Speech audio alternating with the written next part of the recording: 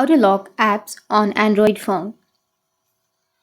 So if you want to lock apps on your Android phone without using any third-party application, then what you need to do is just open up your settings on your Android. Now scroll down and you will have a section of security.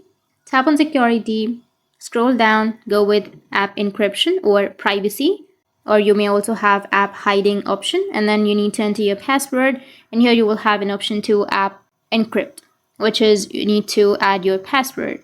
So tap on app encryption, and now here you will have the application. So you can simply go and add a lock to an application. For example, if I go with the calculator, which is right here, if you turn this on, now you need to go back and then you can search for calculator and then open up your calculator, and it will ask you to verify your fingerprint. So that's it. That's how you can add lock on your apps.